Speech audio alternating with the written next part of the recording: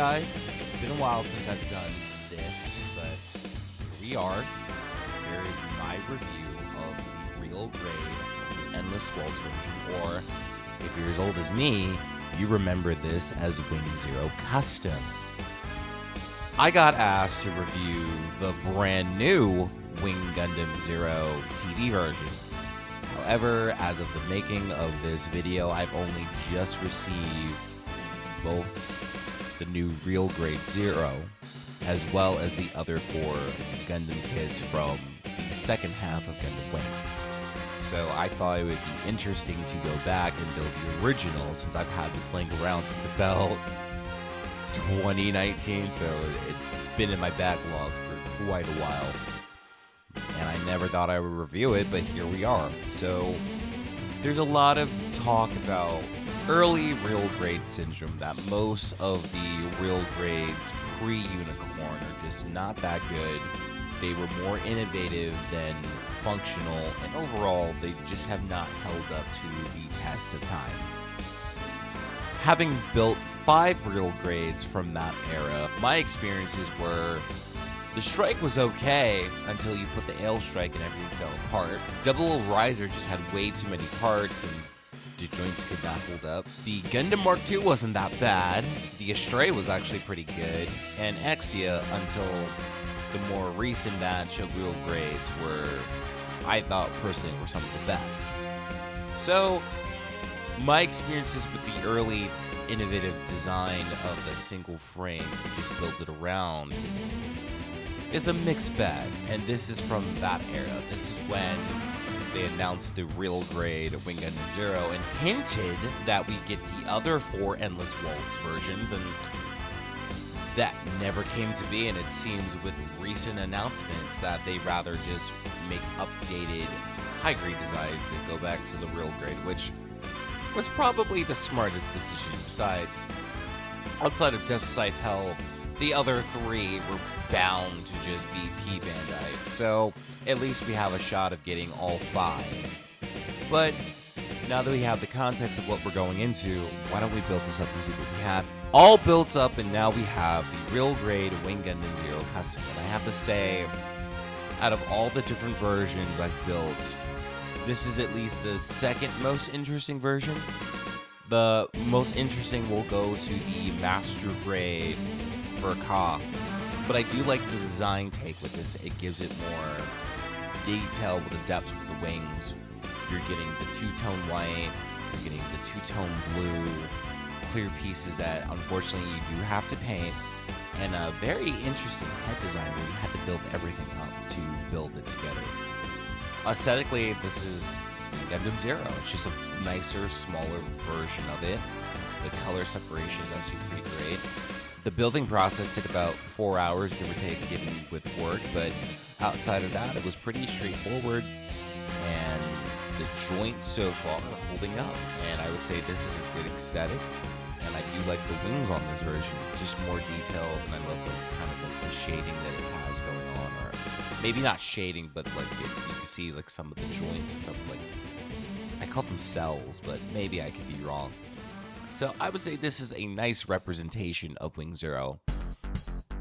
Now let's see what it can do. With posability, the head can go 360, but you do need to be mindful of the Vulcans on the side of the clavicles. The shoulder is on a track on a joint which can easily come out. The arm, you're going to get a double jointed elbow. It can swivel on the top of its joint, as well as the bicep. You're going to get interchangeable hands coming from fists, holding hands, open hands, and the real grade version of the 3-1 and the thumb. Waist, surprisingly, doesn't have a lot of articulation, which probably is good for longevity. Side skirts and front skirts are all connected. They're on tracks. You can move the leg out with some of the variable hips.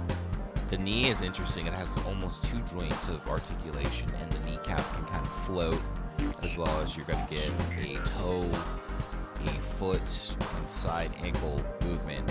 Overall, articulation is good, but when it comes to the wing backpack, that is the most hampering aspect of the kit. an action base is near mandatory for this kit. Otherwise, trying to get it on pose like I am is going to be a bit of a struggle. Otherwise, posability is good, but I would not want to push it too much just for the longevity of the joints. Accessories. Before we begin, remind you, this is 2014, so this is the Endless Waltz version, not the Glory of the Losers version. We added a lot of gimmicks. So you're going to get the bare essentials of the Wing Zero. You're going to get 2 beam effect parts, which the beam sabers can be mounted on the wings in the back, as you can see here. And they're what I call an Arctic Green. Good, simple beam effects that can hold up. You plug it into the holding hands, although the real grade manipulators could hold it. I just prefer the holding hands. And they look good, they pop, good articulation, good movement. It's just your average everyday beam saber. The biggest accessory of the Wing Zero is the twin buster rifle, and I would say this thing isn't just 2 pieces slapped together. It does have a decent amount of detail built into it. You build it up like a sandwich and slap it together, add the stickers, and it pops really well. And you do get, again, you hold it with the holding hands. You could use the 3-1 thumb, especially if you wanted to do the final shot pose. I will say that the final shot pose is difficult to put in without an action base, just because of the fact that the arms just do not want to cooperate with you. The Gatoki version had an interesting gimmick where the twin buster rifle would snap into the wrist of the Wing Zero for added stability. It would not fall down no matter what. Even with holding hands, this thing struggles to hold even just a twin buster rifle together in one arm, because the wrist just starts to get loose, floppy, and overall, just, it's a good accessory in itself, but the kit just, without an action base, I will say, this kit struggles to really get the maximum potential that you can get with it, because it does start to loosen up, and the wings, you're going to be using the back wing just to be able to hold this thing up. The wings are both a blessing and a curse for this version of Wing Zero. So overall, with this kit, I will give it a style ranking of a low C.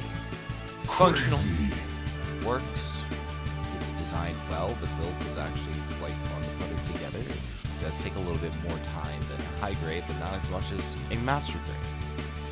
However, I won't say that real grade syndrome exists, but just, I am very happy that they went towards just making them mini master grades but added detail. This is just a kit that display-wise just is not as fun without an action base. I don't have one currently because a lot of my gun lost in storage, but even if I got one, it's just disappointing that it can't do a lot of the things that its master grade counterpart can. The design of real grade at the time was very innovative, and we're trying to push the envelope that even master grade wasn't doing anymore at that point. And I could see the vision, it just did not come as well together. And maybe, again, like I said earlier, maybe it was a blessing we didn't get the Endless Waltz all 5 together, because in comparison to Wing Gundam from the TV version and the Talkies were way better kits. It had a lot more stability and flexibility even without an action base. This one, without an action base, you're not going to get very far with it. However, it's not broken. I won't say it is flawed, but it's not within, oh my god, I can't work this. It's not worth it. I do think having a real grade Wing Gundam Zero Endless Waltz version is worth it. It's just that you need to know the limitations. It works, the build is great, and overall it has a great aesthetic. It has a version of the wings that you're not going to get with any other version. I do love the added detail that, again, you're not going to get. The way it breaks up, the way the wings work together. If it wasn't such a back-breaking accessory to have, this would have gotten a B, but it will get a C just because of the way that it is. I won't say don't get it, I won't say avoid it. It's a good kit, but just know the limitations, work with them, and be okay with it. That we need to do these reviews more often, and we will. Just take a look at the community post if you're interested in involvement with the Gundam Wing building process of the new high-grade kits for 2025. So with that in mind, this is 101 R. Smith, and I will see you later. Peace!